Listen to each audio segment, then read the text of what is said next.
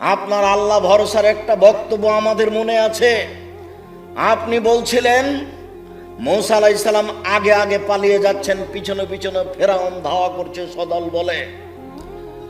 হঠাৎ গিয়ে সামনে পাহাড় পড়ল, তিনি আর যেতে পারবেন না। সামনে মুখে পাহাড়, বামে ফেরাউন, পিছনে ফেরাউন, ডানে কুলজম সাগর, বাঁচার কোনো পথ নেই।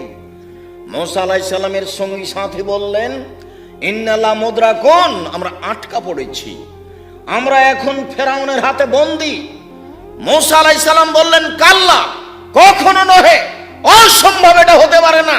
ইন্না মায়া রাব্বি, আমার সাথে আমার প্রতিপালক রয়েছেন, সাইহাদিনী, তিনি আমাকে পথ দেখাবেন। বাহ্যিকভাবে বাঁচার কোনো পথ নেই। কোন সাহসে মূসা আলাইহিস সালাম বলতে পারেন যে অবশ্যই অসম্ভব, এটা হতে পারে না, ফেরাউন আমাকে ধরতে পারে না? বাহ্যিকভাবে বাঁচার কোনো পথ নেই। একমাত্র আল্লাহর উপরে ভরসা করে মূসা আলাইহিস সালাম এই কথা বলেন। হাতের ডানে সাগর আছে, সামনে পাহাড় আছে, বামে পিছনে ফেরাউন আছে। সঙ্গী সাথী বলছেন, আমরা আটকা পড়েছি, আমরা ফেরাউনের হাতে ধরা পড়েছি। তখন মূসা আলাইহিস সালাম বলছেন, কাল্লা, কখনো নহে, অসম্ভব, এটা হতে পারে না। ইন্না মায়া রাব্বি, আমার সাথে আমার প্রতিপালক রয়েছেন, সাইহাদিনী, তিনি আমাকে পথ দেখাবেন। আব্দুর রাজ্জাক সাহেব, এরপরও কি আমি আল্লাহ ভরসা বুঝলাম? আপনি যেটা বললেন সেটা আমার মনে আছে, কিন্তু আমি কি আল্লাহ ভরসা বুঝলাম? তাহলে আপনি সহজভাবে মনে করেন, বাসা বাড়ি থেকে যখন বের হবেন তখন বলবেন, বিসমিল্লাহি তাওয়াক্কালতু আলাল্লাহ, আল্লাহর নামে বের হচ্ছি, আল্লাহর নামে ভরসা করি, বিসমিল্লাহি তাওয়াক্কালতু আলাল্লাহ। তারপর আর একটু লাগিয়ে দেন, লা হাওলা ওয়ালা কুওয়াতা ইল্লা বিল্লাহ। বাহ্যিকভাবে আন্তরিকভাবে নড়াচড়া করার কোনো শক্তি নাই আল্লাহর শক্তি ছাড়া। এইবার আপনি মনে করেন যে আমি আল্লাহ ভরসা করেছি। বুঝাতে পারলাম না? এতেই আপনি মনে করবেন, এবার যখন কোনো কাজ করবেন, কে যখন বলবে যে এটা করে দিতে হবে, তখন আপনি বলবেন না যে করব, আপনি বলবেন করব ইনশাআল্লাহ।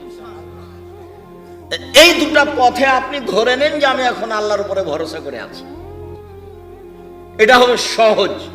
কোনোদিন নিজে বলবেন না, ছেলে বলছে আব্বু আমার জন্য কলম আনবেন, বলবেন না যে আনবো। কিভাবে বলবেন? আনবো ইনশাআল্লাহ।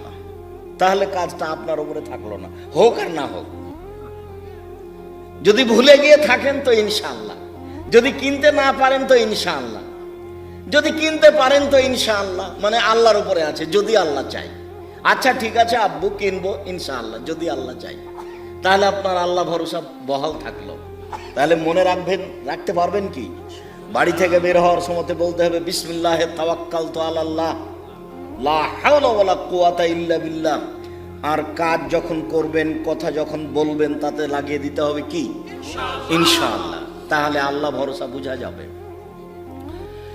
আবু দারদা রাদিয়াল্লাহু তাআলা আনহু বলেন, রাসূল সাল্লাল্লাহু আলাইহি ওয়াসাল্লাম বলেছেন, বিচারের মাঠে মুমিন পুরুষ নারীর নেকির পাল্লায় সবচেয়ে ভারী নেকি হলো সদাচরণ, ভালো আচরণ। নওয়াস ইবনে সামান আনসারী রাদিয়াল্লাহু তাআলা আনহু বলেন, সালতু রাসূলুল্লাহ সাল্লাল্লাহু আলাইহি সাল্লাম মাল বিররু ওয়াল ইসমু। আমি নওয়াস ইবনে সামান আল্লাহর নবীকে একদা জিজ্ঞাসা করলাম, আল্লাহর নবী, পাপ কি জিনিস, নেকি কি জিনিস, একটু বলবেন? আমি জানতে চাই পাপ কাকে বলে, নেকি কাকে বলে। তখন আল্লাহ রাসূল উত্তরে বললেন, আল বিররু হুসনুল খুলুক, নেকি হচ্ছে ভালো আচরণ। তিনি বললেন না নেকি হচ্ছে তাহাজ্জুদ, তিনি বললেন না নেকি হচ্ছে কোরআন তেলাওয়াত, তিনি বললেন না নেকি হলো হজ, তিনি বললেন না নেকি হলো সুবহানাল্লাহ বলা। তিনি জিজ্ঞাসার উত্তরে বললেন নেকি হলো ভালো আচরণ। মনে থাকবে না মনে হয়? জিজ্ঞাসাটা কি ছিল? নেকি কি জিনিস? কোন সময় বউ স্ত্রীকে গালি দিবেন না, যখন তখন। এ তো গ্রামে বাড়ি, একটু 19-20 হলে স্ত্রীকে গালি দিবেন না। স্ত্রী খুব দামি সম্পদ, মহিলারা খুব দামি সম্পদ, কথায় কথায় তালাক দিয়েন না।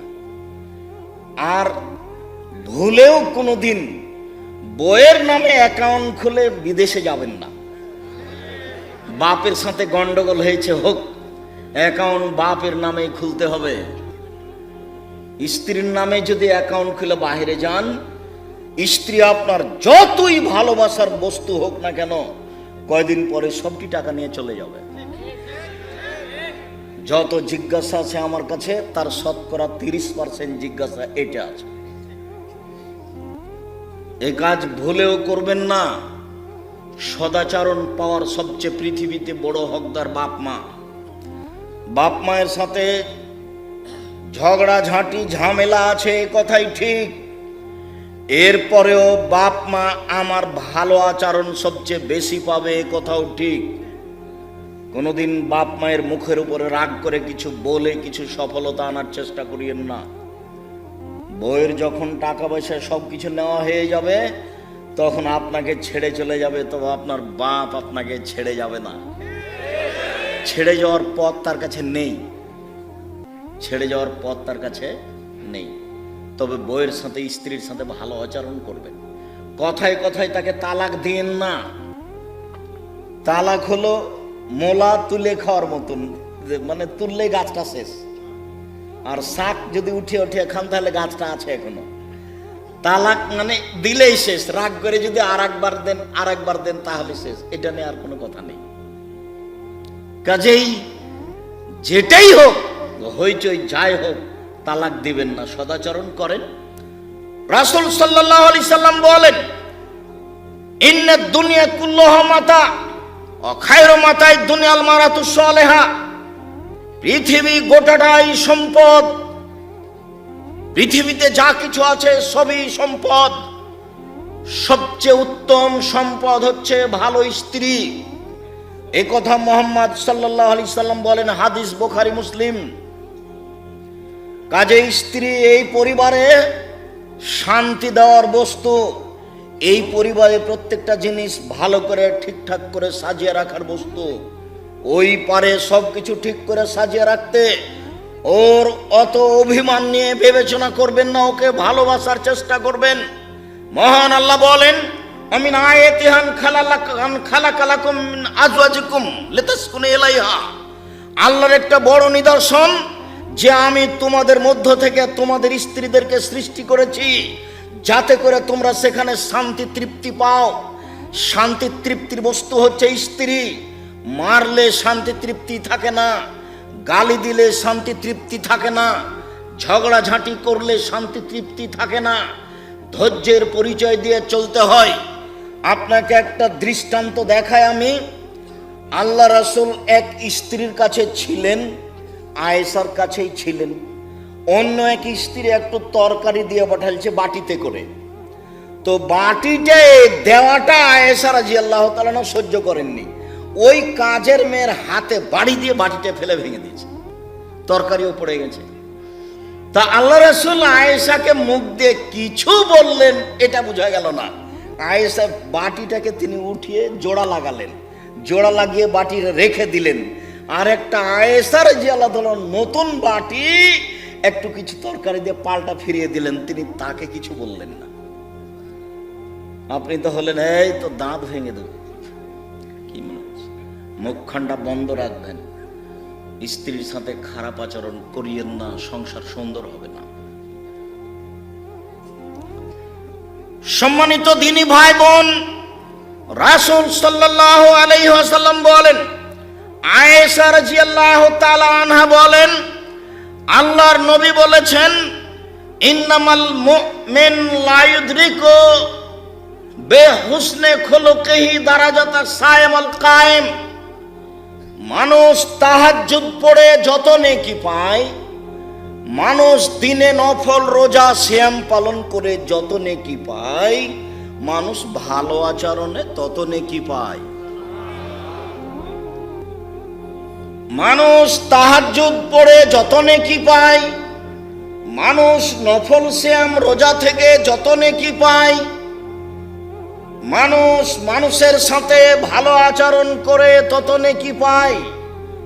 হাদিস বুখারী মুসলিম। এই কথা মুহাম্মদ সাল্লাল্লাহু আলাইহি সাল্লাম বলেন। আব্দুল্লাহ ইবনে আমর রাদিয়াল্লাহু তাআলা আনহু বলেন, আরবাউন, চারটা জিনিস, এজা কুন্না ফিকা ফালা আলাইকা মা ফাতাকা বিনাদ দুনিয়া। চারটা জিনিস আছে যখন তোমার ভিতর, চারটা জিনিস আছে যখন সবকিছুই আছে তোমার, চারটা জিনিস নেই যার, কোনো কিছু নেই তার, চারটা জিনিস নেই যার, কোনো কিছু নেই তার, চারটা জিনিস আছে যার, সবকিছু আছে তার। এক, হুসনু খালিকাতিন, ভালো আচরণ। চারটা জিনিসের একটা কি? ভালো আচরণ। আব্দুর রাজ্জাক সাহেব বাকি তিনটাও বলে রাখেন। দুই, হিফজ আমানাতিন, আমানতের রক্ষা।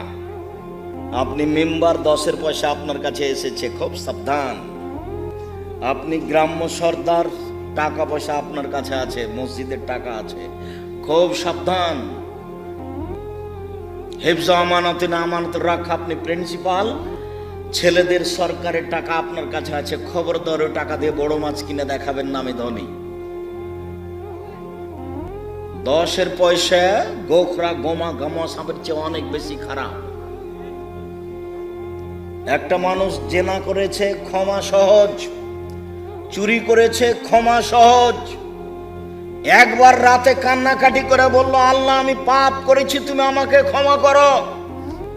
আমার বয়স 80 বছরে একদিনও নামাজ পড়িনি, সালাত আদায় করিনি, আজ বলছি আমার ভুল হয়েছে, তুমি আমাকে ক্ষমা করো। আস্তাগফিরুল্লাহ ওয়া আতুবু ইলাইহি। আশা করছে নিষ্পাপ হয়ে দুনিয়া থেকে চলে যাবে ইনশাআল্লাহ। কিন্তু আপনি সরদারি করতে গিয়ে 10টা টাকা আত্মসাৎ করেছিলেন, এটা কি হবে? ভাইয়ের জমি দখল করে আছেন, দিচ্ছেন না, এটার কি হবে? বোনের জমি দখল করে আছেন, দিচ্ছেন না, এটা কি হবে? ছেলেটা জানে, ছেলেটা আপনাকে বহুদিন বলেছে, ছেলেটা আপনাকে বলেছে, আব্বা ভিক্ষা করে খেতে রাজি আছি, ফুফুর জমি খাবো না। ভিক্ষা করে খেতে রাজি আছি, ফুফুর জমি খাবো না। দাদা মারা গেছে, সকালে আপনি জমি পাবেন, বিকেলে আমার ফুফু ভাগ পাবে, এ কথা নয়। যখন আপনি পেয়েছেন তখনই আমার ফুফু পাবে, এ কথাই ঠিক। 10-এর পয়সা নষ্ট করে, মানুষের হক নষ্ট করে, বোনের হক নষ্ট করে, ছেলেদের হক নষ্ট করে জান্নাত কেনার চেষ্টা করেন না। জাহান্নামের সিদ্ধান্ত আগেই হয়ে আছে। হক নষ্ট পাপ, বদনামের পাপ, খুব বড় মহাপাপ। গোখরা সাপ দংশন করলে আপনি একাই মারা যাবেন। ওসর জাকাত ফেতরা না দিলে গোটা পরিবার মারা যাবে। 10-এর পয়সা ভক্ষণ করলে গোটা পরিবার মারা যাবে। বনের জমি না দিলে গোটা পরিবার মারা যাবে, কেউ রক্ষা পাবে না। আল্লাহর নবী বলেন, কুল্লু লাহমিন নাবাতা মিনাস সাওতে কানাতিন নার আওলা বিহি। যেই ছেলে মেয়ে আহাল পরিবার হারাম উপায়ে বাড়ে, এদের জন্য জাহান্নাম যথেষ্ট।